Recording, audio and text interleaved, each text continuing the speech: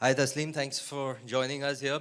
I want to talk to you about technology because in my earlier panel and through the day, we've spoken about digital India, we've spoken about the importance of technology being a disruptor. But technology in that 6-inch, I don't know nowadays, 7-inch, 8-inch, or even smaller phones, uh, that's the major game changer that I feel. Um, you're heading R&D at Oppo. Um, Tell me a little bit about the R&D at Oppo, because I know you've opened up your seventh R&D center, the first in India. You have 4 in China, 1 in Japan, 1 in the United States, and now you've got 1 in Hyderabad. The importance of R&D in the mobile space, how are you changing the game, changing this device that is empowering billions of Indians? Hi, Sameer. First of all, thanks to Times Network for recognizing Oppo and giving us the award in the innovation of the Hmm. camera and technology. Hmm. Since the camera is very close to our business, we started our business in smartphone, where the camera is the first thing which we concentrated more. And after 5 years, again, you're getting the reward on the same camera and technology, is showing that we are moving in the right direction. And the innovation which we are doing on this particular camera technology is really touching the user and helping us in the business. Right. Okay. The second part, the R&D part, since you can make out that this is the economic conclave, and if the R&D guys is sitting here, it shows that the brand is more concentrating on the product, Right. because product is the main crux for a smartphone business. And if we come up with the great product, and for coming up with the great product, you need to have the good R&D. So if I'm here, it shows that brand is investing a lot on the R&D.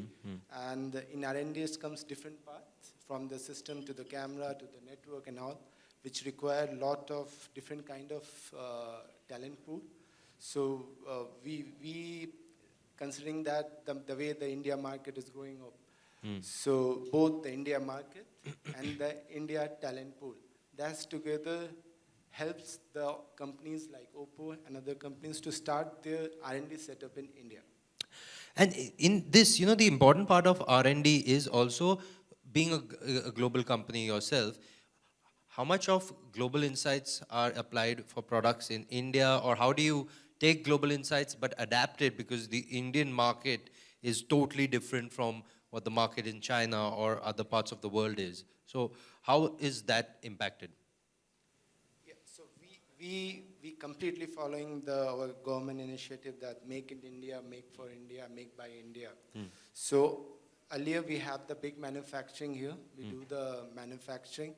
Then we started that, okay, manufacturing which we are doing it, but what about the software?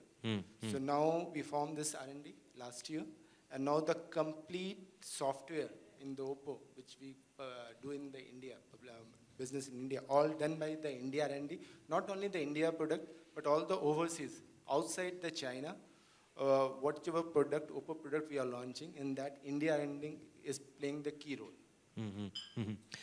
And I do remember reading about also the fact that I think in the next year, 2020, you'd be launching a product that is completely designed here in India. Is that correct news?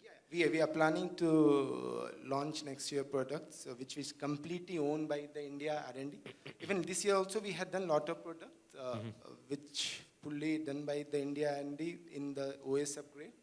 But next year is the plan from the new launch itself. All the full product will be taken care by the India R&D. So, mobiles, while obviously first were about just making calls, and then other features started getting on smartphone. It opened the access to the web, to the world for anybody. And that's actually being used by people to skill themselves. So a lot of people watching different videos or accessing information on their mobiles on the move. That is definitely adding a lot. Any new features that you see? I mean, what would the mobile phone in the next 5 years, in 2025, what would the mobile phone be? Would there be a mobile phone, or would it be called something else? I mean, what's your take on that? If you see the trend, every 6 months technologies keep changing. And next few years, the 5G will play the critical role. And you know that in the 5G, Oppo, we are leading in Europe. We are one of the first OEM who had launched the 5G device in Europe. And recently, this week itself, in the India Mobile Conference, Yes. we are the few OEM who had demonstrated the 5G experience in India. So definitely, the way technology is changing, we trying to invest more R&D on that and trying to find out what are the things in which we can innovate Yes. in this 1 year, and also the same time we spend a lot resource to come up some solution which is good for next after 2 to 4 years. So both directions which we are working on, short term and long term. So definitely there are many new solution, new innovation which will come as the technology go. One last question for you, Taslim, is Oppo, Vivo, OnePlus, all under the mother company of BKK Electronics. How much of R&D is shared? Because while there are three separate verticals as such, the three mobile companies, how much R&D is shared across the three, or do you work in separate silos? We are totally separate company, Oppo.